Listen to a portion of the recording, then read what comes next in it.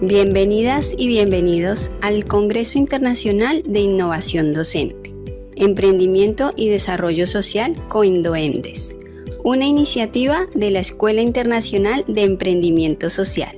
Durante estos días, docentes, investigadores, estudiantes y centros educativos de diferentes países compartirán ideas, proyectos y experiencias que ponen el bienestar de las personas en el centro del aprendizaje y del desarrollo social. COINDOEMDES nace con el propósito de conectar talento, conocimiento y acción social para construir una educación más humana, creativa y transformadora. Gracias por estar aquí. Comienza COINDOEMDES. Buenos días, buenas tardes a todas, a todos, en función del lugar del planeta donde os ubiquéis, si estáis al lado, al margen izquierdo del océano o al derecho, da lo mismo. Aquí estamos todos una vez más en este cuarto seminario de este Congreso Internacional de Innovación Docente, Emprendimiento y Desarrollo Social para seguir compartiendo proyectos, experiencias, sensaciones en torno al mundo fascinante de la innovación y en este caso también del emprendimiento social. Mi nombre es Antonio Jiménez y soy el coordinador de este congreso. Me encuentro junto también a la directora que participará luego en el turno del debate, la doctora Mariana Gómez de la Universidad de Jaén. Y bueno, sin más dilaciones, ya sabéis que disponéis 10 minutos, estáis ya todos los panelistas. Vamos a dar comienzo con el primero o mejor dicho, la primera de las intervenciones que lleva por título Segundo Amanecer desde Brasil, a través de la responsable Tamar Álvarez Policarpo. Cuando queráis podéis conectar la cámara. Sí, Vanessa, levanta la mano. ¿Hay algún problema? ¿Y Vanessa? Bueno, pues adelante, ya podéis iniciar el segundo amanecer, tenéis 10 minutos. Muchas gracias por vuestra participación. Siéntense juntos.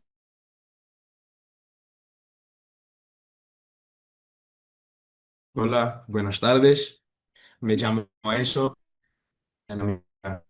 Buenas tardes. ¿Puedo hablar? Nosotros vámonos a presentar un trabajo ahora. Antes de todo eso, queremos Vale. agradecer por esta oportunidad y estamos muy honrados.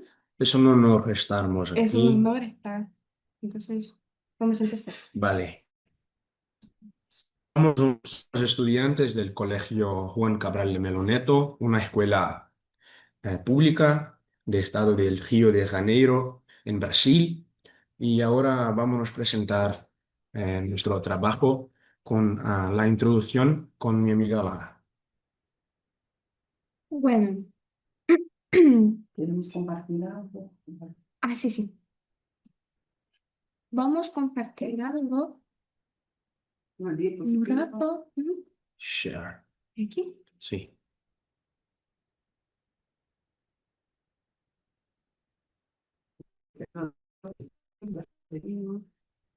Vale. Segundo amanecer es un proyecto que Vámonos a hablar ahora sobre la violencia contra las mujeres en Brasil.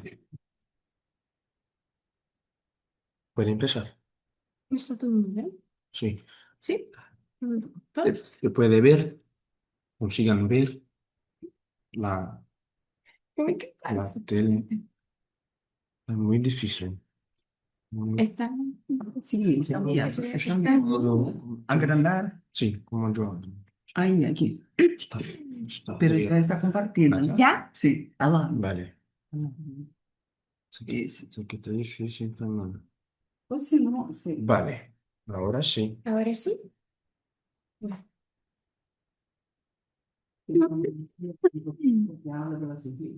Sí, sí. Nuestro proyecto habla sobre las mujeres, la violencia contra la mujer en el Brasil. ¿Sí? Nosotros ayudaremos a mujeres que sufren algún tipo de violencia, sea física, psicológica, doméstica, en sus familias. ¿Sí? Y queremos mejorar el acceso a la ayuda para las víctimas de violencia de género o feminicidio. ¿Sí? Eh, Este slide acá es un retrato del Brasil en 2024 que sí. 1.492 feminicidios fueron registrados y a cada una hora 2 a 3 mujeres mueren o sufren feminicidio. Vale. Acá tenemos la ley María da Peña. Es una ley Brasil. brasileña que María da Peña fue una mujer muy importante para nosotros porque fue una mujer que sufrió, sufrió mucho en Brasil y después porque su novio siempre hacía cosas muy difíciles. Sí. Entonces, Ella sufrió violencia doméstica, ¿sí? varias veces, Varias todos los veces. días Sí. y siempre que necesitaba de ayuda, no tenía, Sí. nunca tenía ayuda. Entonces, después de muchos años, pues, mucha lucha, María da Peña consiguió ayuda. Entonces, sí. Se tornó una ley. Ok. Y nuestro proyecto trabaja eso, cómo podemos ayudar a estas mujeres. Sí, sí, tranquilo. En nuestro proyecto hablaremos y les mostraremos am, alguna manera de estas mujeres se apoyaren y es sobre eso nuestro proyecto. Entonces,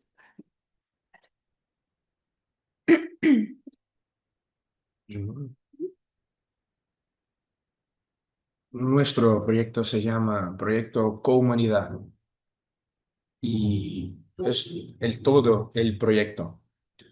Y nuestra misión que está acá, nuestra misión es ayudar a mujeres sí, que son yo hablé víctimas sobre de eso. la violencia física, psicológica, doméstica, todos los tipos de violencias.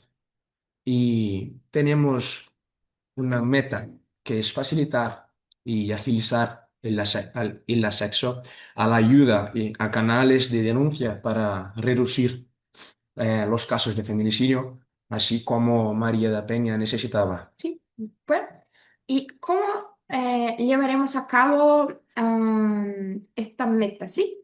Con la creación de una aplicación con acceso rápido al canal de denuncia de violencia doméstica.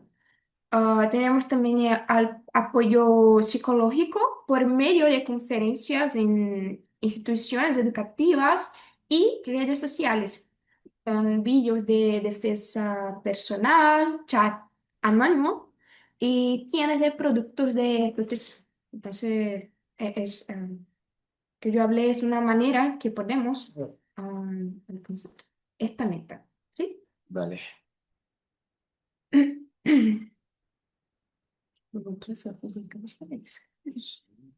Esta sería una explicación de la aplicación para quien le gustaría leer. Sí, una respuesta breve.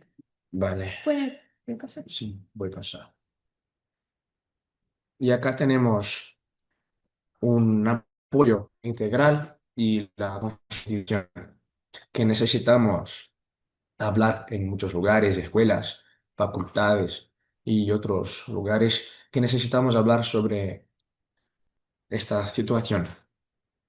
La educación en las escuelas, la realización de conferencias en instituciones de enseñanza, combatir la violencia desde la base. La salud mental también es muy importante con psicólogos en las Psiquiatra. escuelas, psiquiatras o otras personas que pueden ayudar las mujeres Y además, Vale recordar que toda nuestra ayuda será voluntaria. Entonces, vamos, mm, los apoyos que vamos a recibir, injustos, sí, solo ayudas. a- a- solamente voluntarios, psicólogos voluntarios, psiquiatras voluntarios, técnicos de programación, porque nuestro proyecto trabaja un aplicativo, una aplicación. Entonces todas las personas que van a ayudarnos con esto, con esta aplicación, sí, sí, ah, solamente voluntarios. Sí, aún también recibiremos dinero de personas de la internet, de personas que donantes y otras cosas también. Vale, vale. Entonces, eso es Entonces, nuestro trabajo, nuestra presentación.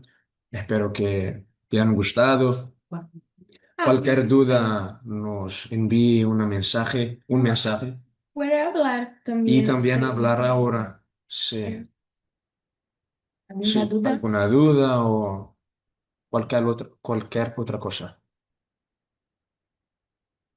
Gracias por eso. Sí, sí, sí. Gracias por todo. Muy obrigado. Nada. De nada. Nosotros Muchas gracias por compartir este tan interesante trabajo sobre la violencia contra la mujer en Brasil. Bien, vamos a dar paso al segundo grupo de niños, niñas y adolescentes, en concreto Woyu Wannabe. Estos chicos tienen que ausentarse a las 7 hora española, es decir, al impunto, porque están en pleno proceso de exámenes y tienen un examen a esa hora. Por lo tanto, yo le he dicho a Mariana, que es la compañera que se va a ocupar del debate, que cuando queden 10 minutos les haga alguna de las cuestiones que le hayan formulado para que los chicos puedan responder después de su intervención, claro, y se puedan marchar. Bueno, pues ya sabéis que tenéis 10 minutos, así que cuando queráis podéis conectar la cámara, el audio y comenzar vuestra intervención. Muchas gracias por vuestra participación. Buenos días, primero que nada, por si acaso lo del examen ya se solucionó y tenemos toda la jornada ya para seguir. Eh, Ya vamos a presentar.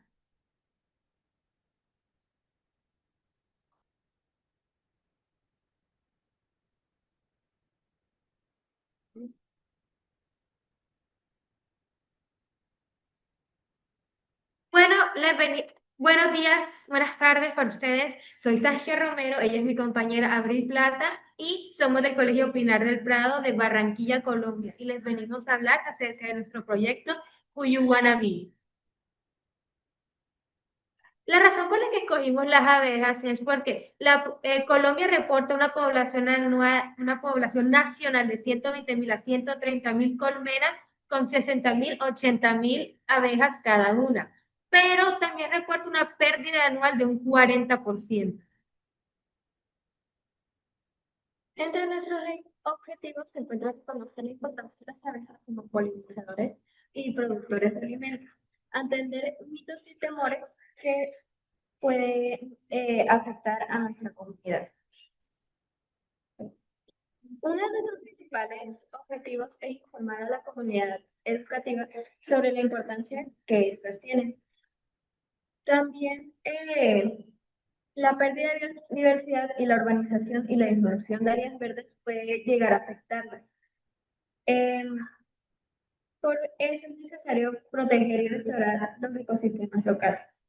También se necesitan campañas para sensibilizar el tema y se requiere informar a la comunidad educativa sobre la importancia de las abejas.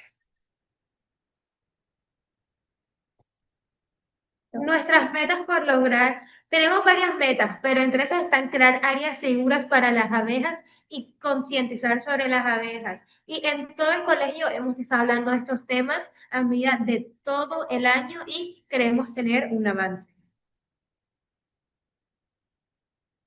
Los beneficiados con estos proyectos son principalmente las abejas, ya que queremos crear espacios seguros para ellos, pero también los alumnos y profesores que día a día van aprendiendo más sobre estos maravillosos animalitos que nos ayudan en cada aspecto de la vida, tanto a veces nos brindan comida, como también nos ayudan en el equilibrio de la naturaleza.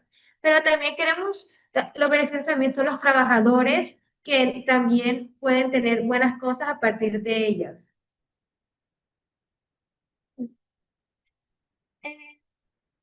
Las abejas favorecen la polinización y nos ayudan a conservar la biodiversidad, mejoran los cultivos y, por lo tanto, el medio ambiente.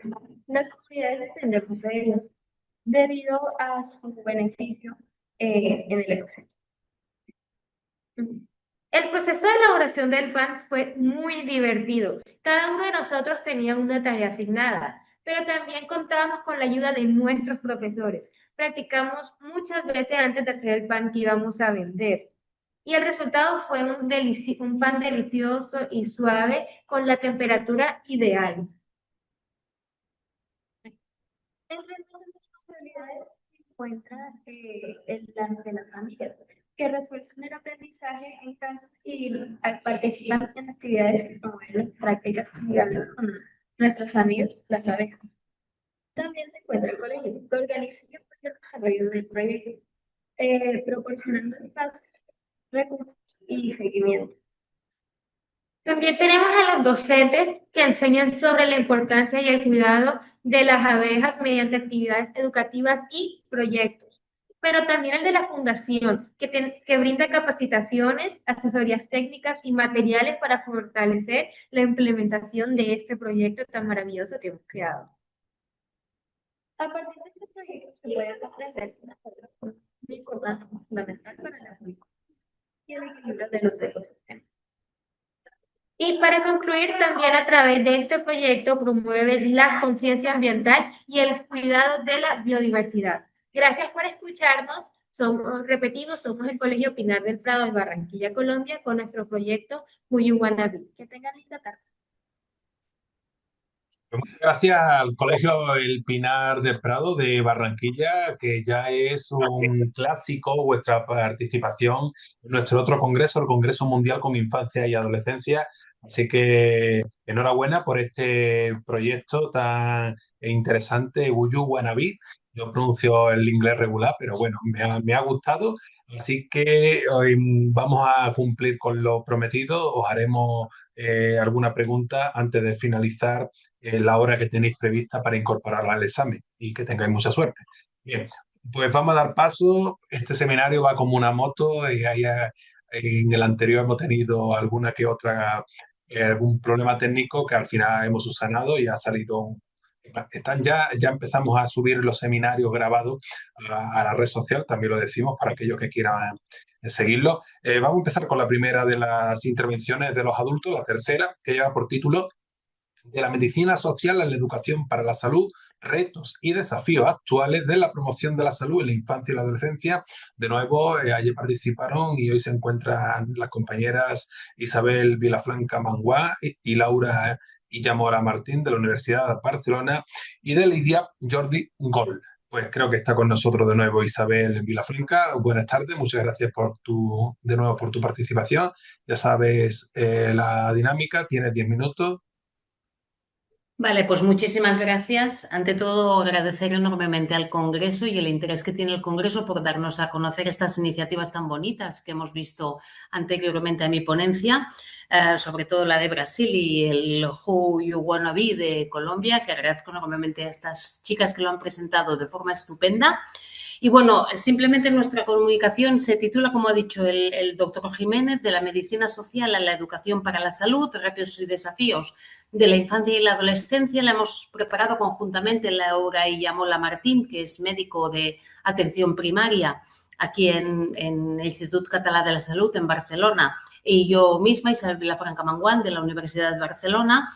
Y bueno, de lo que trata la comunicación es de las relaciones que se han establecido entre la medicina y la pedagogía a lo largo de la historia. Estas relaciones se remontan a tiempos muy pretéritos, muy antiguos.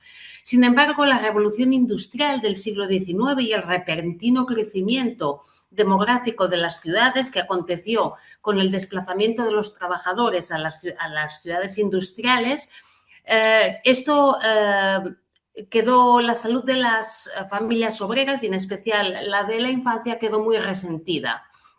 Ante esta nueva realidad, a principios del siglo XX, surgió una corriente dentro de la medicina que se denominó medicina social para precisamente mitigar los efectos adversos de la salubridad de la salud de la población infantil, sobre todo de la clase trabajadora.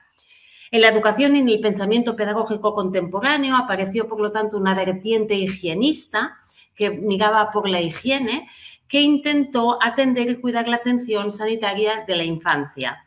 Entonces se abrieron escuelas al aire libre, se instauraron comedores escolares para que los niños pudieran comer regularmente en los centros educativos, realizaban gimnasia, ejercicio físico, entonces cuando se introdujo la educación física en la escuela.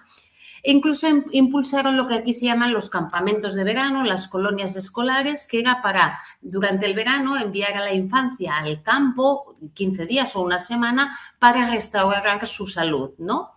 Salud que el proceso de industrialización causó en ellos y de la cual la infancia se llevó la peor parte.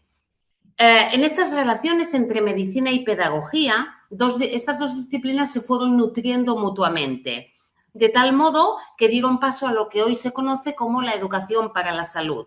La educación para la salud actualmente es una disciplina consolidada dentro de la pedagogía y de la medicina que se centra en promocionar la salud a la ciudadanía a través del fomento de hábitos saludables, de la enseñanza, del aprendizaje, del cuidado corporal y mental de las personas, así como de la prevención de enfermedades. Si bien el movimiento higienista había estrechado mucho la relación entre medicina y pedagogía, el impulso definitivo indiscutiblemente lo dio la OMS, la Organización Mundial para la Salud, en 1986, a través de su Carta de Ottawa, donde reivindicó el concepto de promoción para la salud como uno de los objetivos prioritarios de la medicina y de los sistemas sanitarios. De esta forma, definió la promoción para la salud como un proceso o proyecto social y político global dentro del cual se pueden incluir acciones destinadas a fortalecer habilidades y capacidades en los individuos y en las comunidades. Aún más importante, acciones dirigidas a modificar las condiciones sociales, ambientales y económicas con el fin de favorecer su impacto positivo tanto en la salud individual como en la salud colectiva. Por su parte, años más tarde, en 1997, la Declaración de Yakarta dijo que las condiciones previas para la salud comprenden la paz, la vivienda, la educación, la seguridad social, las relaciones sociales, la alimentación, los ingresos, el empoderamiento de la mujer, aspecto que los compañeros de Brasil con este proyecto de cohumanidad han pretendido poner en evidencia o fomentar, un ecosistema estable, aspecto que las amigas de Colombia nos han presentado muy bien con el proyecto de las abejas, y un uso sostenible de los recursos, la justicia social, el respeto a los derechos humanos y la equidad.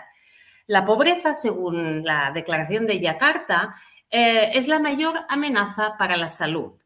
Por lo tanto, la educación para la salud lo que pretende es hacer de la salud un concepto dinámico y reconoce que para alcanzar la equidad en la salud, es decir, que todos tengamos las mismas oportunidades en el ámbito de la salud, se han de afrontar lo que se llaman los determinantes sociales y ambientales que influyen sobre ella. A modo de conclusión, se puede destacar que la evolución del concepto de salud ha transitado desde una visión más tradicional, centrada únicamente en la ausencia de enfermedad, entender la salud como algo que está cuando no hay enfermedad, a una comprensión mucho más amplia y dinámica, que reconoce la salud como un proceso multidimensional influido por factores individuales, sociales y comunitarios.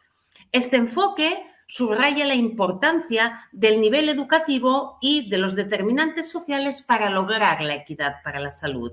Incorporar un enfoque salutogénico permite considerar los recursos y las capacidades de las personas y las comunidades para fortalecer su salud, potenciando estrategias de prevención y promoción desde edades tempranas.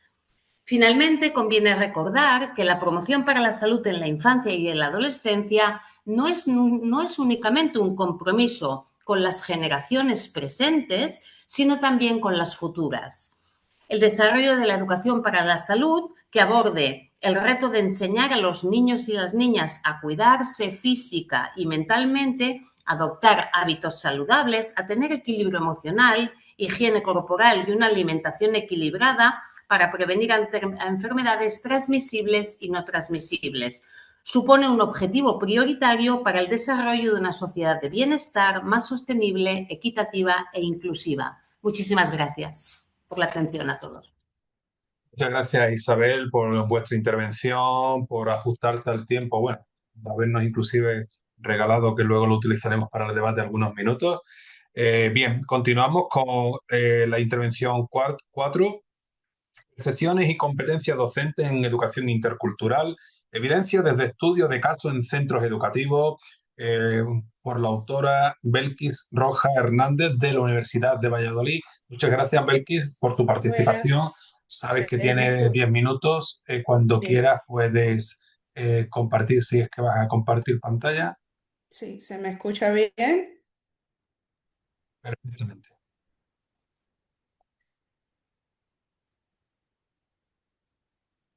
Vamos a ver.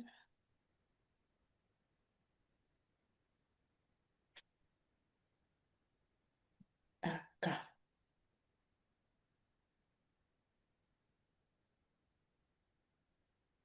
Bueno. Bien, buenos días. Primero agradecer a los coordinadores del evento por la posibilidad y a los demás colegas y estudiantes que se encuentran presentes. Bueno, como bien decía, mi nombre es Becky Rojas Hernández, soy profesora de la Universidad de Valladolid y en esta universidad ya llevamos un tiempo trabajando todo lo que tiene que ver con educación intercultural y con las competencias de los docentes en educación intercultural. Nuestra investigación, que realmente ha sido desarrollada no solo por nosotros, sino también por los estudiantes de trabajo de fin de grado, nos hemos preguntado, bueno, ¿cómo perciben los docentes la interculturalidad y qué competencias desarrollan en su práctica? Debemos partir, o sea, todo lo que nos ha provocado, tanto a estudiantes como a mí, lo que nos ha motivado a buscar estas competencias interculturales, esta percepción de interculturalidad, se basa fundamentalmente en la diversidad creciente que no para de crecer en las aulas españolas. Estamos hablando en este momento de que las aulas de educación infantil y educación primaria en España tienen más de 900.000 alumnos y alumnas de origen inmigrante, o sea, de origen extranjero. Lo que ya estamos hablando de más del 10,3% del alumnado en centros públicos. Y ya no es una excepción, es una norma. Por lo que, debido a que estamos en la Universidad de Valladolid, el campus de Soria es un territorio intermedio, tenemos estudiantes de muchas comunidades autónomas, ha coincidido en que estudiantes de La Rioja, Navarra y aquí mismo de Castilla y León se han preguntado cómo perciben los docentes esta diversidad y qué competencias tienen para trabajar en ello. Para esto, los estudiantes se han trazado 4 objetivos fundamentales en cada uno de estos lugares que acabo de referenciar. Analizar las percepciones que tienen los docentes sobre la interculturalidad en la educación infantil y en la educación primaria. Identificar el nivel de competencias interculturales del profesorado, detectar algunas barreras y oportunidades para la inclusión y, sobre todo, los estudiantes de primaria se han enfocado en proponer mejoras para la formación docente. Desde el punto de vista metodológico, estamos en presencia de investigaciones con un enfoque mixto, tanto cualitativo como cuantitativo. Se ha trabajado con encuestas, con entrevistas, con observación, cuestionarios, como vemos, aplicados a estudiantes, a profesorado, entrevistas semiestructuradas en ambas etapas, como recientemente explico. Los 3 estudios de caso, La Rioja, Navarra y Castilla y León. Traje 3 ejemplos fundamentales porque son los más recientes y los que más profundidad alcanzaron. Uno, desafíos y oportunidades de la diversidad cultural en las aulas de primaria en La Rioja, competencias interculturales en el CPI Ciudad de Corella de Navarra y percepciones docentes del CEIP Numancia de acá de Soria. Los hallazgos más importantes han sido en cada uno de los casos. En primer lugar, una alta sensibilidad hacia la diversidad, la falta de recursos pedagógicos específicos y la necesidad de formación continua es lo que más se resaltó en La Rioja. En el caso de Navarra, los hallazgos claves son 3: una actitud positiva generalizada hacia la interculturalidad, pero presentan un déficit de materiales inclusivos y una alta demanda de formación en educación intercultural y en competencias interculturales. En el caso de Castilla y León, específicamente en Soria, se aprecia por parte de los docentes la diversidad como una oportunidad, pero a su vez es un reto, sobre todo por el trabajo con las familias tan diversas y reconocen escasez de recursos interculturales. En resumen, podemos estar diciendo, ¿qué nos dice el profesorado? En primer lugar, de forma conjunta en los 3 contextos, el primer resultado llamativo es que entre el 75 y el 100% del profesorado, según el centro, percibe la diversidad cultural como una oportunidad enriquecedora, lo cual es una base muy sólida para trabajar la educación intercultural. Pero hay una tensión, ¿no? El 65% reconoce tener formación insuficiente frente a un 72% que señala escasez de recursos pedagógicos. Y el 58% identifica dificultades reales para conectar, sobre todo con las familias migrantes que no hablan castellano fundamentalmente. Es decir, buena actitud, pero apoyo estructural insuficiente. Cuando medimos las competencias interculturales de los docentes, fundamentalmente fue a través de instrumentos ya diseñados por otros investigadores, pero también por escalas tipo Likert diseñadas por el equipo, encontramos un perfil revelador. La adaptación metodológica y la gestión a la diversidad alcanzan niveles que van desde medio a alto, o sea, que entre 3,6 y 3,8. O sea, el profesorado sabe adaptar su enseñanza, pero el uso de materiales interculturales específicos bajó a un 2,9 y la colaboración con las familias continúa siendo el punto más débil, con un 2,7. La brecha entre querer hacer y tener herramientas para lograrlo es una cuestión real. Ya para ir cerrando, desde el punto de vista de desafíos y oportunidades identificadas, hagamos una lectura equilibrada. En el lado de los desafíos tenemos la formación insuficiente, materiales escasos, barreras comunicativas con la familia, falta de tiempo, sobre todo de la familia, y lo que más plantean los docentes, ausencia de protocolos claros. Pero en el lado de las oportunidades, que consideramos que es lo más importante, hay mucho sobre lo que construir. El profesorado quiere avanzar. La diversidad puede ser un recurso pedagógico real, como reconocen varios de los profesores. Hay sensibilidad creciente y la propia LOMLOE ofrece un marco legal favorable. Los obstáculos son reales, pero como se aprecia, no son insuperables. ¿Qué propuestas han llegado a diseñar los estudiantes de educación infantil y educación primaria? Primero, reforzar la formación social. Primero que todo, en el propio grado de educación, en los grados de educación en nuestras universidades. Segundo, crear bancos de recursos pedagógicos interculturales, pero que sean de acceso libre. Diseñar protocolos de acogida para familias migrantes en los propios colegios, establecer equipos de apoyo intercultural en los centros, o más bien fortalecer los que ya existen, e impulsar investigación que ya sea más longitudinal, para buscar los impactos de las acciones que se están haciendo. Y por último, fomentar comunidades de práctica entre los propios docentes. Como ven, no son ciencia ficción, son medidas viables y que van partido de los propios docentes entrevistados y que consideran que debe partir de la voluntad política e institucional que se tenga para trabajar. Para concluir, la diversidad se percibe como oportunidad, pero necesita soporte estructural. El nivel de competencias es medio, con áreas claras de mejora. La formación es el factor limitante más señalado. La relación con las familias es el mayor reto y se necesitan políticas educativas activas que pasen del discurso a la práctica real, que sobre todo permitan medir desde el punto de vista longitudinal los impactos alcanzados. Para cerrar, la educación intercultural no es una moda pedagógica, es una necesidad de justicia social. Bueno, muchísimas gracias por la atención y alguna pregunta o criterio, estamos abiertos para escuchar. Muchas gracias a usted, Belkis. Seguramente al final le harán alguna pregunta.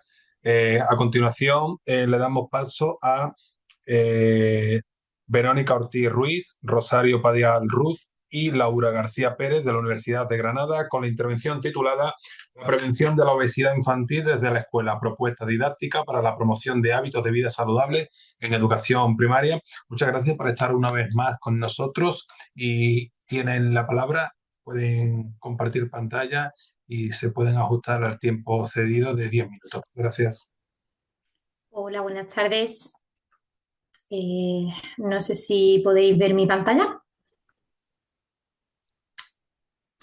Bien.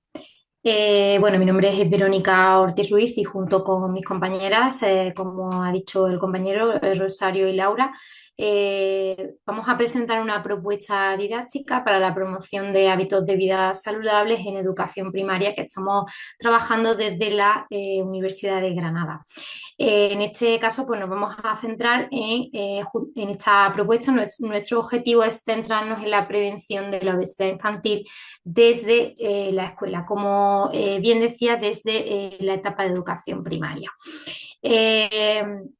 Como contexto, para aterrizar en este tema, tenemos que destacar que España se sitúa entre los países europeos, según la Organización Mundial de la Salud, con mayor prevalencia de sobrepeso y obesidad infantil. Esto nos lleva pues a centrarnos en aspectos que queremos mejorar y a estudiar diferentes factores que vienen relacionados con este sobrepeso y esta obesidad infantil. Llevando a cabo pues esos estudios y haciendo pues una investigación sobre ello, llegamos a la conclusión de que hay 4 factores que son los que tenemos que destacar y a continuación os voy a presentar como los factores más importantes en los que nos hemos centrado para llevar a cabo nuestra propuesta. En un primer caso son los factores biológicos, que son pues esa predisposición genética que está relacionada pues con el metabolismo del alumno de educación primaria. A continuación, el segundo factor que hemos visto que está relacionado con la obesidad en la etapa de primaria son los factores ambientales. Como podemos comprobar a lo largo pues de nuestro día a día, incluso pues nos llega mucha publicidad, hay mucha publicidad en nuestro entorno, ya no solo es publicidad por los medios de comunicación, sino también pues a través de las redes sociales que están dirigidas a menores. Esta publicidad pues hace que en muchos casos pues los menores se enganchen pues al consumo de pues mucho tipo de comida procesada.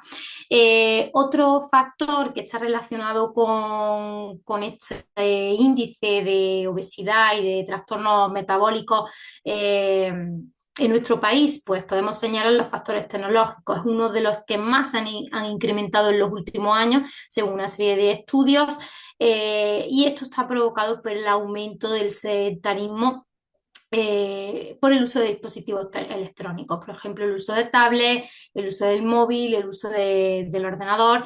Esto ha provocado unas altas tasas de sedentarismo en nuestro alumnado, en concreto, pues en el alumnado de educación primaria.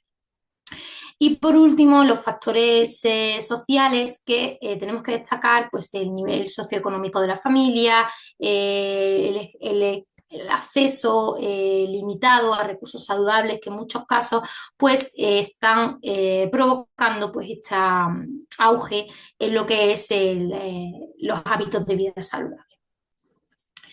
Como respuesta a esto, pues tenemos que establecer la escuela como espacio de salud. Vemos que después de llevar a cabo pues, una serie de estudios, hemos concluido que debemos intervenir de forma temprana y llegar a las poblaciones en edades críticas para ello. Por tanto, hemos elegido la etapa de educación primaria para poder desarrollar esta prevención. Junto con ello, la escuela también es un espacio de salud, pero que a la vez pues, nos deja trabajar pues, esa inclusividad. Como os decía antes, hay factores económicos, factores sociales, factores familiares que desde la escuela pues, podemos ayudar a reducir esas brechas que están relacionadas pues, con los hábitos de vida saludable. Por ejemplo, pues hay brechas socioeconómicas que están ligadas a ello. Estos programas pues se han realizado ya programas previos que siguen pues una metodología parecida al que nosotros queremos implantar, que integran pues la nutrición junto con el ejercicio físico y combinan pues estos aspectos y hemos visto que hay pues cambios en ello. Algunos de los objetivos o los 3 objetivos básicos que queremos destacar en nuestra propuesta, pues queremos sensibilizar al alumnado sobre una alimentación equilibrada, queremos promover la práctica de actividad física en los centros educativos y implicar a las familias en este proceso. Nuestra propuesta, ¿qué contexto vamos a utilizar? Pues vamos a llevar a cabo pues, una metodología que está pues, relacionada con el aprendizaje cooperativo, sobre todo pues, basado en proyectos en los que vamos a llevar una serie de sesiones a cabo trabajando con el alumnado. Todas estas sesiones pues, se van a realizar en grupo, donde vamos a participar con la familia y también pues, el alumnado pues, va a participar de forma, pues como digo, siguiendo el aprendizaje cooperativo. Sobre todo este proyecto pues está centrado, esta propuesta es para alumnado de educación primaria entre los 9 y los 11 años. Algunas de las actividades tipo que vamos a utilizar, pues sobre todo nos vamos a centrar en la alimentación y en la actividad física, en la que, por ejemplo, en la primera actividad pues vamos a ir centrándonos en lo que vamos a comer. Vamos a hacer un registro diario de una serie de alimentos y vamos a ir haciendo un análisis comparativo de todas esas recomendaciones que nos hace, por ejemplo, la Organización Mundial de la Salud sobre qué es lo que comemos y qué es lo que nosotros estamos comiendo. Esa reflexión crítica sobre ese consumo propio pues la podremos llevar a cabo con el alumnado trabajando en equipo. Cuando ya tengamos pues, ese registro de esos alimentos, vamos a pasar a elaborar un plato saludable. Ese plato saludable queremos que se elabore pues, en grupo, usando pues, diferentes imágenes, diferentes información que como pues, aprovechando las nuevas tecnologías, queremos que el alumnado pues, pueda utilizarlas para llevar a cabo pues, esa creación de ese plato saludable. En esta creación, pues el alumnado tiene que explicar un poco qué beneficios nutricionales pues tiene ese plato saludable que ha creado en grupo con esos alimentos que ha utilizado. Y por otro lado, como decía, esta propuesta no solamente tiene en cuenta la actividad física, sino también tiene en cuenta el movimiento, la acción y la involucrar a la familia. Otra actividad que vamos a tener en cuenta en la que se combina la acción y que se va a trabajar desde la escuela es intentar realizar juegos cooperativos y dinámicas que impliquen la actividad física dentro del recreo, dentro del patio del colegio. En muchos casos, pues se utiliza el juego libre para estar en el patio del recreo, y en muchas ocasiones vemos que el alumnado tiene una actitud pasiva ante pues la hora del recreo. Por tanto, aquí queremos fomentar el bienestar físico y también aspectos sociales, pues, a través de ese juego cooperativo, ese juego activo con el alumnado. Y por último, un reto saludable que vamos a intentar implementar en la familia va a ser una propuesta de un reto semanal en familia, en la que pues vamos a hacer un seguimiento pues mediante una serie de rúbricas a través de unos cuestionarios con la familia, en los que vamos a pedir pues que realicen una actividad física junto con sus pues hijos o junto con sus hijas, y le vamos a pedir, por ejemplo, pues que salgan a caminar en familia, o que reduzcan pues el consumo de azúcar, o incluso pues que creen una receta juntos para pues establecer pues uno de los objetivos que queremos trabajar en esta propuesta, como es la involucración de las familias junto con el alumnado. Como conclusión, ¿qué podemos llevar a cabo de esta, o qué podemos sacar de esta propuesta de lo que es la promoción de estos hábitos saludables? Pues que la escuela no solo tiene que ser esa entidad donde se transmita pues, los conocimientos académicos, donde se enseñe al alumno una serie de cuestiones, sino que también tiene que promover pues, ese desarrollo integral del alumnado, junto pues, con esos hábitos, esos aspectos que están relacionados con la obesidad, con el mal uso de las tecnologías, y que por supuesto pues integren a lo que es toda la familia y toda la comunidad educativa. Bien, pues nada, hasta aquí llegaría nuestra intervención sobre esta propuesta educativa de promoción de hábitos de vida saludable en educación primaria. Pues si hay alguna cuestión o alguna pregunta o alguna duda que surja, pues nada, estoy abierta a que puedan realizarla. Muchas gracias a todos por vuestra atención. A ti, Verónica, por vuestra aportación. Al final se harán las correspondientes preguntas. Vamos a continuar ya con el último de los ponentes de las intervenciones, porque, bueno, entendí mal y efectivamente las chicas del segundo grupo de Colombia, de Pinar de Prado, el Colegio Pinar de Prado, sí se pueden quedar hasta dentro de 10 minutos que empezará el debate. Así que, bueno, al final se harán todas las preguntas como lo hacemos habitualmente. Tiene la palabra Antonio Millán Espígare y Javier Sánchez Mendía, de la Universidad de Granada, con la intervención titulada Respeto a la diversidad en educación infantil a través de cuentos. Está Antonio Millán, aunque Javier Sánchez Mendía también. No sé si ambos vayan a intervenir, solamente uno. Lo digo, bueno, de todas formas, he enviado la invitación a panelistas, a Javier, por si quiere también entrar.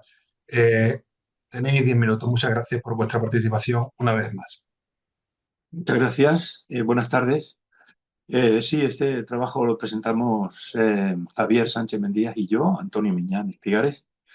Y bueno, el título es Respeto a la diversidad en la educación infantil a través de cuentos. Realmente procede de un proyecto de innovación docente que se está desarrollando en la Universidad de Granada, y que consiste en poner a los estudiantes, a los futuros maestros y maestras de educación infantil, a elaborar cuentos inclusivos, cuentos accesibles, para luego trabajarlo con sus estudiantes, con sus alumnos y alumnas de infantil.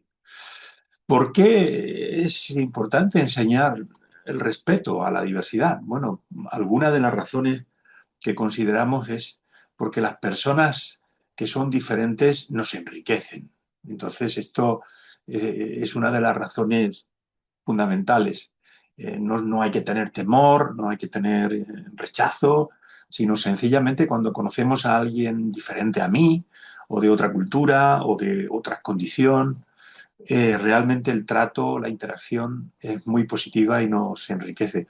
En segundo lugar, porque el respeto y la tolerancia a los demás es fundamental en la vida. Si queremos que nos respeten y nos toleren a nosotros, también tenemos que hacerlo con los demás. Y bueno, porque queremos ser respetados, como acabo de decir, igual que nosotros respetamos a los demás. Bueno, son algunas de las razones con las que iniciamos este trabajo. Y bueno, en educación infantil conecta con dos áreas fundamentales, que son el crecimiento en armonía y la comunicación y representación de la realidad. Crecimiento en armonía, sobre todo con construir la identidad. Estamos en edades 4, 5, 6 años o más pequeños, donde tienen que construir su identidad y esto lo hacen en relación con los demás. Y en segundo lugar, el área de comunicación, pues todo lo que es la comunicación a través de diferentes lenguajes, de diferentes formas, y la comunicación con los demás de manera respetuosa, ética, adecuada y creativa. Es como si invitáramos a los alumnos y a las alumnas que se miren en un espejo y construyen su identidad. El espejo serían los demás y la relación que tenemos con los demás. Y la verdad que los cuentos es una forma magnífica de que los maestros y las maestras aprendan estos temas que decimos. Bueno, hay un vídeo que utilizamos de base que es magnífico, se llama Cuerdas. Es un corto que obtuvo un premio en los Goya de hace algunos años aquí en España.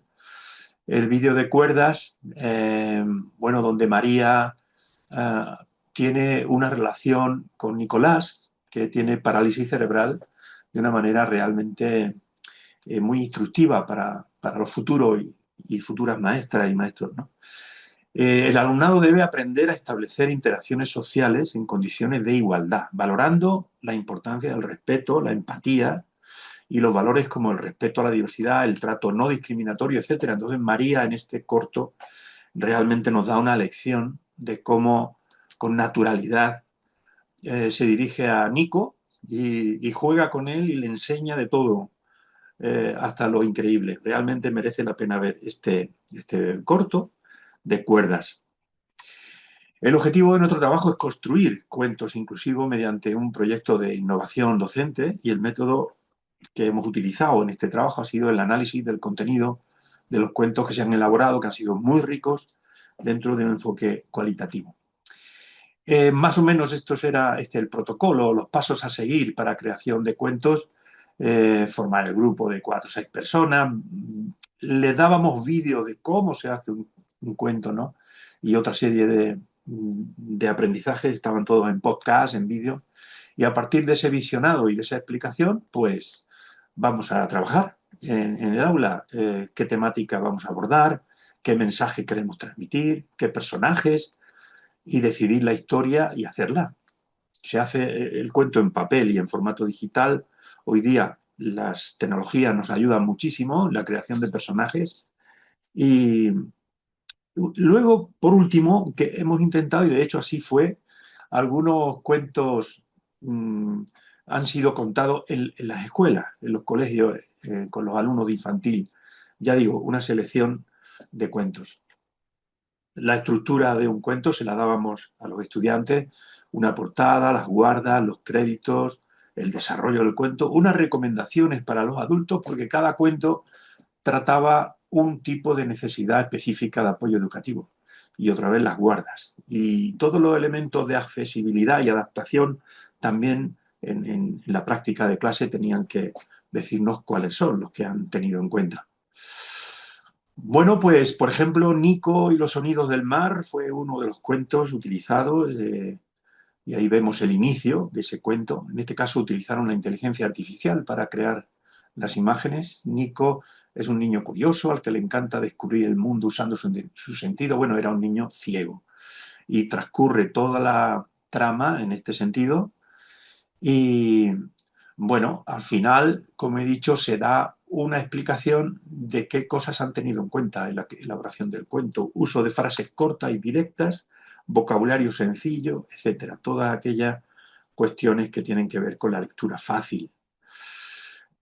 Antes de irse, Nico guarda la concha en su mochila. Bueno, este es el final del cuento y ahora sabe que hay muchas maneras de descubrir el mundo con los sentidos, ¿no? Era un magnífico cuento elaborado por un grupo de estudiantes.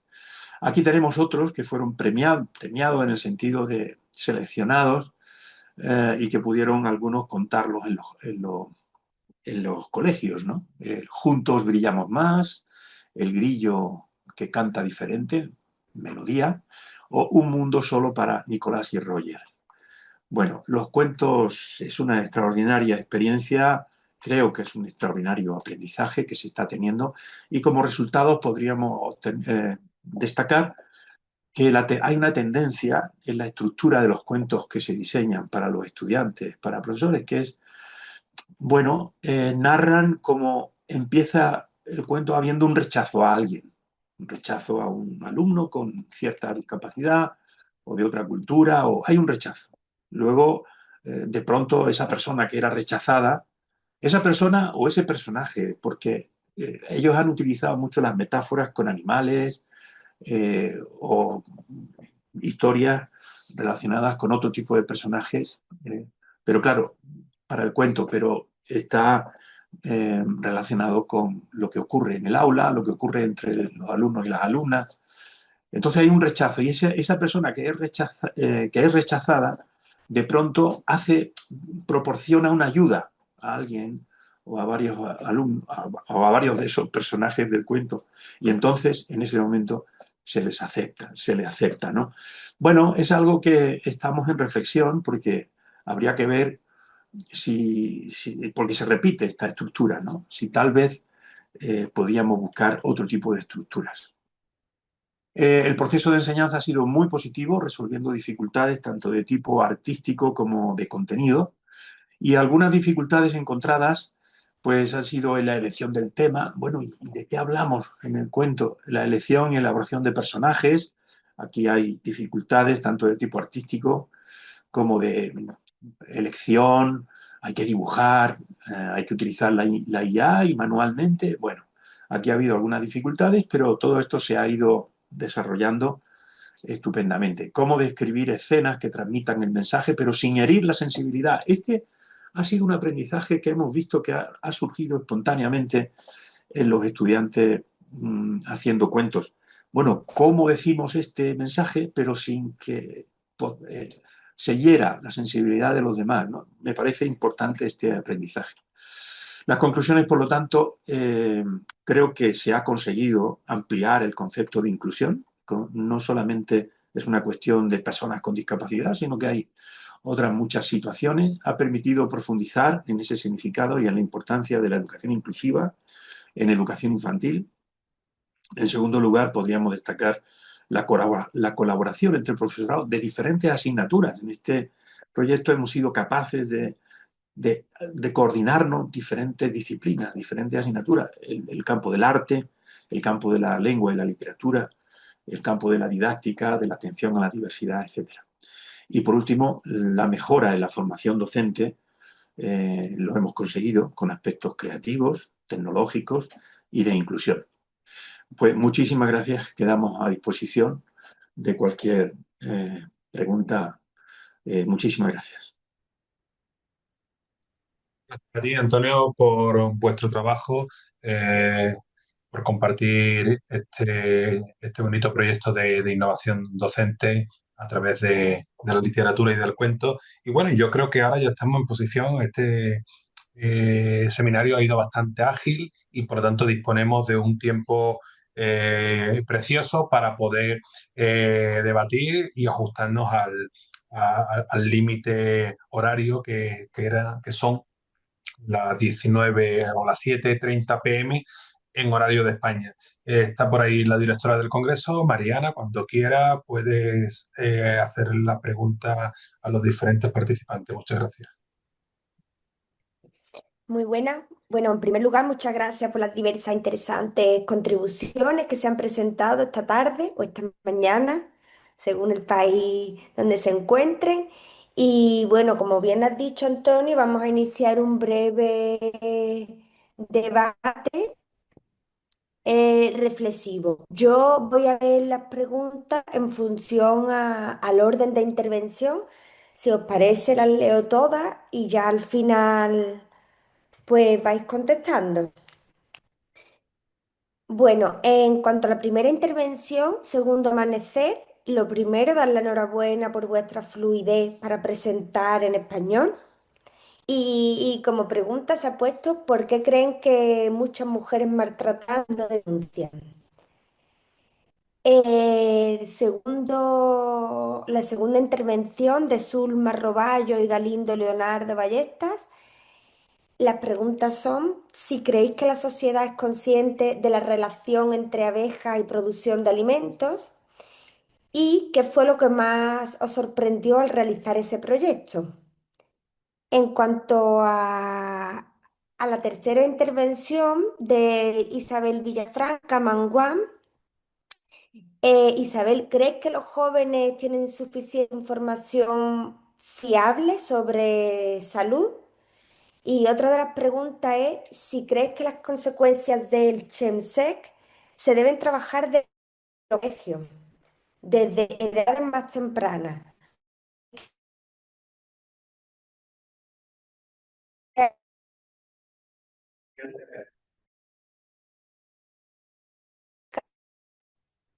Mariana, apaga la cámara porque sabemos que tienes problemas de conexión y si apaga la cámara el sistema es más eficiente para que se te escuchen las preguntas.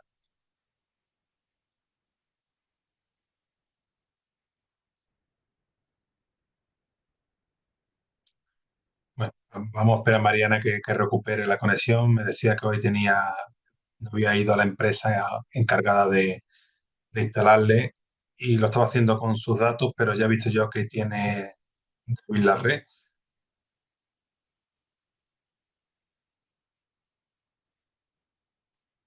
A ver si se actualiza y vuelve a entrar. Bueno, yo creo que mientras que Mariana se incorpora, porque ella es la que tiene, estamos en lugares diferentes, ella es la que tiene las preguntas, yo creo que podemos ir respondiendo, ¿verdad? Para aprovechar el tiempo, no sabemos qué tiempo le va a dedicar a- a retomar la conexión, así que en base a las preguntas que ya había hecho, si sois tan amables y las podéis ir respondiendo.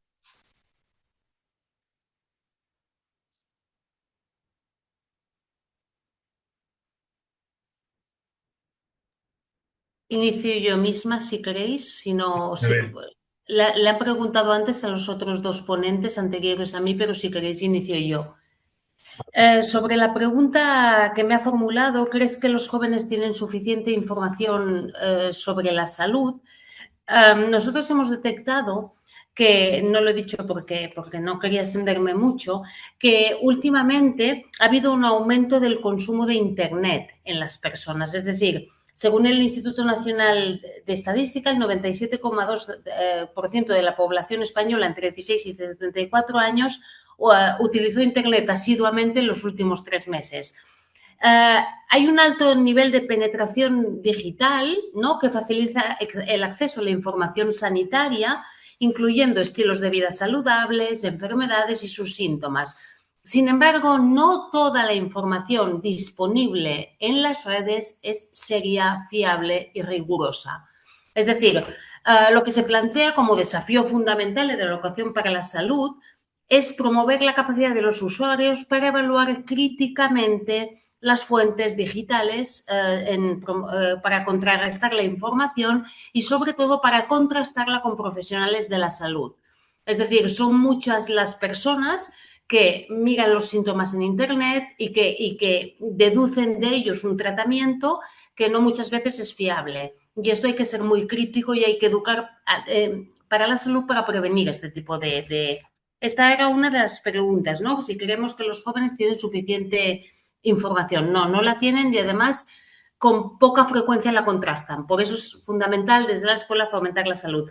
La segunda pregunta no la he entendido. Me ha dicho que es que si... Lo siento, no. Sí, Isabel, disculpa, ¿me escuchas? Sí, te escucho, perdona, Mariana. Vale, es que tengo problemas de conexión. Repito la pregunta. que han formulado. La pregunta es, ¿crees que las consecuencias del Chensec se deben trabajar desde los colegios? No sé qué es el GenSec, no sé no sé qué es, a qué hace referencia. Chemsec es está saliendo, se está haciendo eco mucho en las noticias, sobre todo en Cataluña, y son prácticas sexuales que quedan en grupos numerosos, cada vez en personas más jóvenes, y se está interviniendo pues desde atención primaria, desde diferentes organismos públicos, Ujú. porque eso va relacionado a un consumo de sustancias también. Sí, sí. Digamos que son quedadas masivas para consumir esas sustancias y practicarse eso entre todas esas personas. Entonces, la pregunta era si esto se debe trabajar ya desde edades más tempranas. Bueno, es evidente que en este país nos falta una buena educación sexual. Hace años, no viene de ahora. Es verdad que dentro de la promoción de la salud o de la educación para la salud debería haber un área dedicada a la educación para la sexualidad, porque no la hay, y desde luego para la prevención del consumo de sustancias con mucha más razón. Es decir, yo creo que vivimos una sociedad muy acelerada, tenemos problemas de comunicación con los adolescentes prueban sustancias que muchas veces cruzan líneas rojas, no sabemos qué presión social les lleva todo esto, pero bueno, en cualquier caso se ha de prevenir desde la escuela indiscutiblemente, no tengo ninguna duda, y se ha de trabajar desde edades tempranas. Muchísimas gracias por la atención. Muchas gracias. Continúo, no sé si como se me ha desconectado, ya han respondido todas las personas que iban anteriores, Antonio. No, ¿no? Entonces, No, continúo con las solamente preguntas. Isabel, sí. Vale, continúo ya, ok. Bien, bueno, pues la siguiente era para Belkis Rojas y las preguntas son si existe motivación por parte del equipo docente para formarse en competencias interculturales. Y por otro lado, si puede comentar qué escalas, qué instrumentos ha utilizado para evaluar el nivel de competencias interculturales en los docentes. En la siguiente intervención sobre la prevención de la obesidad infantil desde la escuela. Las preguntas son si creen que el sistema educativo da suficiente importancia a la educación para la salud en primaria y si la escuela es un espacio clave para la salud, ¿por qué pensáis que todavía siguen aumentando problemas como la obesidad infantil o sedentarismo? ¿Qué está fallando en este aspecto para que esto siga ocurriendo? Y ya por último, a Antonio Miñán Espígare y Javier Sánchez Mendía, ¿cómo evaluáis que los valores trabajados a través de los cuentos y el vídeo de cuerdas que se ha mencionado realmente se trasladen al patio del colegio o a las relaciones diarias entre el alumnado? Si han diseñado algún indicador para medir este crecimiento en armonía o algún tipo de instrumento también. Estas son las intervenciones que hay hasta el momento. Si alguien quiere hacer más preguntas o más aportaciones, puede también continuar por el chat y yo voy leyendo. Gracias.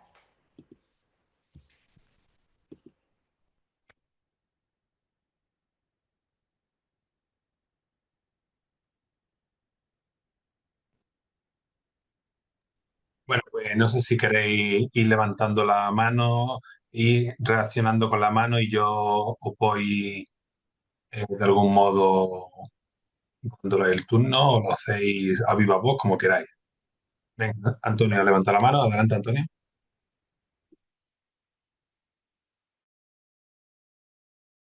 No se te oye, Antonio, tienes que activar el micro. Perdón, sí, gracias. No, que decía que ojalá tuviéramos algún instrumento para medir los aprendizajes que se tienen en la universidad o en la facultad para que luego lo lleven a cabo, ¿no? Nosotros, evidentemente, sí que tenemos instrumentos, pero de tipo del producto realizado, del debate organizado en el grupo de trabajo, en la facultad, acerca de la creatividad, de lo que se ha desarrollado.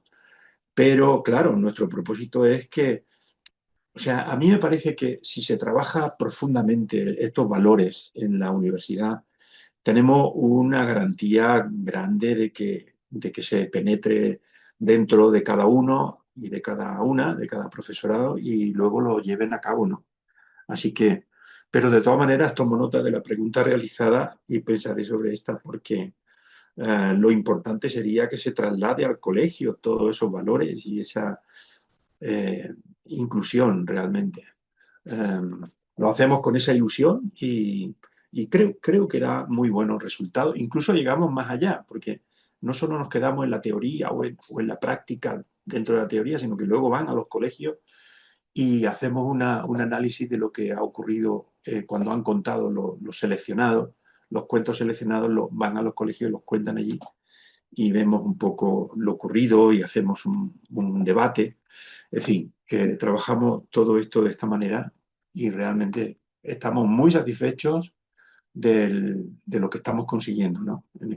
Con esta innovación. Bien, Antonio, pues nada, felicidades, muchas gracias por compartirlo. Belkis, Bueno, ahora sí tengo audio. Bueno, en primer lugar, sí, a la primera pregunta, los docentes sí tienen interés, deseos de tener más formación en competencias interculturales, tanto los de educación infantil como los de educación primaria con los que hemos trabajado. Y lo que estamos haciendo fundamentalmente es utilizando la bibliografía y el trabajo previo de otros colegas de españoles, como por ejemplo, adaptamos al contexto de acá, de la España vaciada fundamentalmente, el trabajo de una escala de competencia global de docentes en formación y servicio que es específicamente de la universidad, de colegas de la Universidad de Burgos, que lo adaptamos al contexto de acá, que estamos en investigación. También con el primero con el que comenzamos es de los colegas de la Universidad de Jaén y de la Universidad de La Paz, que tienen un instrumento que fue diseñado, pero que aún está en validación, y entonces muchos de los indicadores con los que ellos trabajan lo estamos utilizando nosotros y fundamentalmente nos basamos en la escala de eficiencia multicultural MES de Wheaton y Weche, que es del 2005, que es de donde fundamentalmente los estudiantes conforman los instrumentos específicos para el contexto con el cual estamos trabajando. Ya. Belkis, Verónica, Sí, bueno, en cuanto a la respuesta a las preguntas que hacía Mariana, que le transmitía, bueno, en primer lugar preguntaban que si el sistema educativo da suficiente importancia a la salud y a la actividad física en la etapa de primaria. Bueno, el sistema educativo, ya sabemos, todos conocemos que ha avanzado en el reconocimiento de la importancia de la actividad, de la salud, sobre todo la actividad física en la etapa de primaria en los últimos años, pero todavía no se le otorga el protagonismo que merece. Ya que hay aspectos que están presentes dentro del currículum en los que están presentes pues, la actividad física, la salud, y en la práctica pues se suele ocupar una posición mucho más secundaria frente, por ejemplo, a otras áreas que son tradicionalmente pues, más académicas. ¿Qué ocurre? Que la evidencia científica al final demuestra que la actividad física pues, regula no solo la salud física, sino también pues, que favorece la concentración, el rendimiento académico, el bienestar emocional, las habilidades sociales. Ante esto pues seguimos organizando gran parte de la jornada escolar en torno pues a actividades que son sedentarias, mientras que el tiempo que le dedicamos al movimiento y a la educación para la salud pues está muy limitado. Por tanto, la escuela ahí pues tiene una oportunidad pues única para promover esos hábitos de vida saludables desde edades tempranas, ya que pues es un entorno muy significativo donde los niños pues forman parte, donde pasan mucho tiempo y pueden adquirir pues esas competencias que la acompañaría pues en toda su vida, ¿no? Y luego, conforme a la segunda pregunta, que no recuerdo que me hacía, creo que era sobre qué está fallando, ¿no? ¿Qué está fallando en la escuela? Que está relacionado así. Era que qué está fallando en la escuela para que siga habiendo un índice tan grande de obesidad, ¿no? Bueno, el problema principal no es no es que esté fallando el sistema en sí o la educación, eh, sino que el problema no es que los alumnos no sepan que hacer ejercicio es bueno o que una alimentación equilibrada es recomendable. El problema es que esos mensajes no siempre se traducen en experiencias diarias y contesto un poco al hilo de la pregunta anterior. Tenemos niños en las escuelas que pasan gran parte de su jornada escolar sentados, con muy pocas oportunidades de movimiento, en un entorno social que favorece mucho el sedentarismo. Entonces, si queremos reducir la obesidad infantil, debemos dejar de considerar la salud y la actividad física como algo complementario.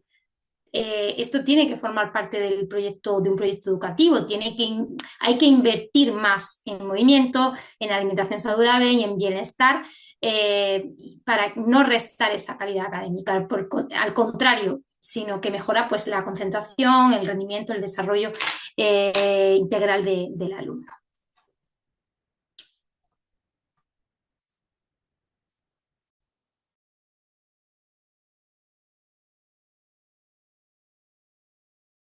Muchas gracias. Antonio, tienes el micro desactivado. Mariana, le daba las gracias también a Verónica y decía que tienen la palabra los chicos de Woyu Wanawi, lo ponen con interrogación, así que de Pinar de Prado, adelante.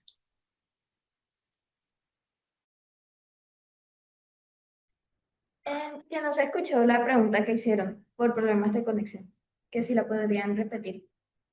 Por supuesto, disculpa el problema, ahora mismo la repito. La primera pregunta era, ¿creéis que la sociedad es consciente de la relación entre abejas y producción de alimentos? Y la segunda es que ¿qué fue lo que más os sorprendió al realizar este proyecto?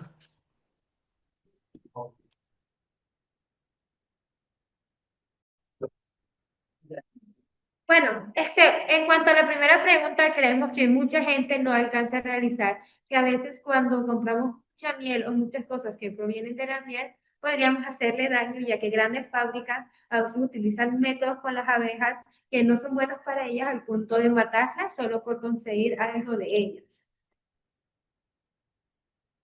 Ya va. Lo que me sorprendió a mí al realizar el proyecto fue el hecho de que no muchas personas conocen la importancia de las abejas y por eso es que estamos haciendo este proyecto, para concientizar respecto a eso. Muchísimas gracias por escucharnos.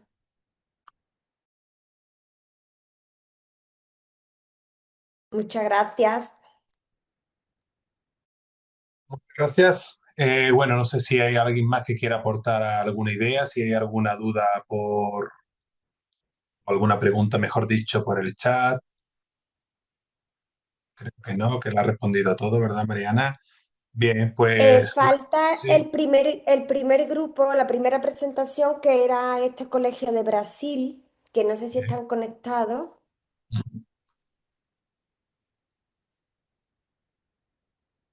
No sé si está la conecta. Sí, buenas. Hola, Buenas tardes. buenas tardes. Buenas noches. No sé. En España tarde todavía. No sé si Todavía. escucharon la pregunta, como mi No, conexión ¿puedes está un repetir, poco por mal. favor? No he Repito ahora escuchado. mismo. Sí, Gracias. por supuesto.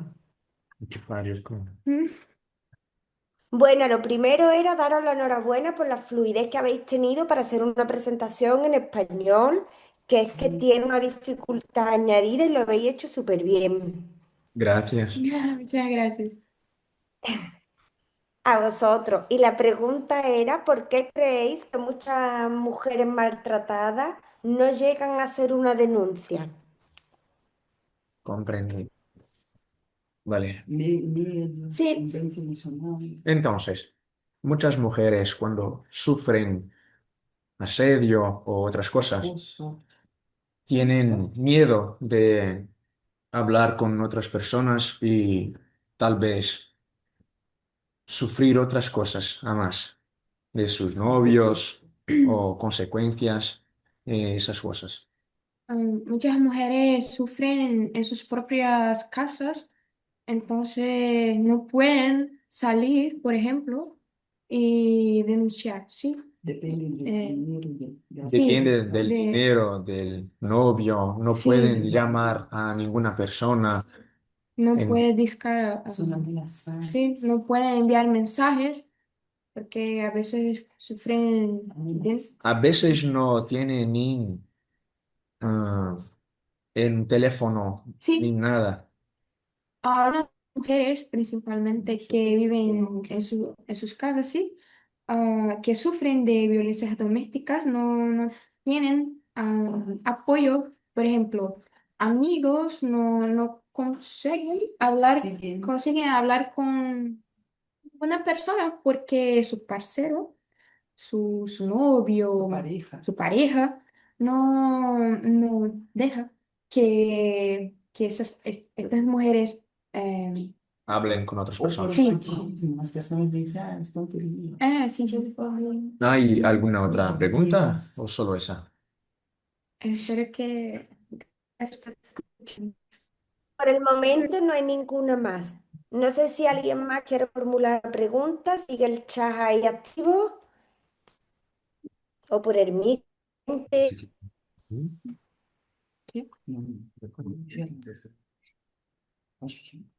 Gracias. Yo no Gracias. sé. Bueno, pues yo creo que no queda ninguna cuestión más que abordar. Estamos, ahora son las 7:25 horas PM en España. Eh, Os agradecemos desde la organización de este Congreso Internacional de Innovación Docente, Emprendimiento y Desarrollo Social en este cuarto seminario. La participación ha sido muy interesante, muy rica, muy diversa, un aprendizaje sin lugar a dudas intergeneracional e intercultural. Ese gran esfuerzo que había hecho los chicos, como ha comentado la compañera Mariana, para hablar en español, también os lo agradecemos. Y bueno, os invitamos a que podáis seguir participando en el resto del Congreso, tanto en su modalidad en vídeo en la red social como su modalidad en vivo a través de los enlaces que aparecen en el programa del sitio web. Y si no, pues bueno, como solemos hacer cada año, sabéis que tenemos una nueva oportunidad para compartir experiencias en el mes de noviembre en el Congreso Mundial de Infancia y Adolescencia y todos los trabajos que se están, las sesiones que se están desarrollando en esta modalidad en vivo serán subidas en cuestión de un día, 2 días a lo máximo a la red social una vez sea editada por la organización. Muchas gracias de nuevo. Espero que tengan buena tarde ya para todos. Espero que ahí ya en Colombia ya hayáis pasado y en Brasil las 12 del mediodía. Y nos vemos en otra ocasión. Saludos cordiales. Gracias. Saludos, muchas gracias. Adiós, muchísimas gracias. Buenas tardes desde Barcelona. Adiós. Gracias. Adiós. Chao. Adiós, gracias, buenas tardes. Adiós, gracias. Gracias. Adiós. Buenas tardes.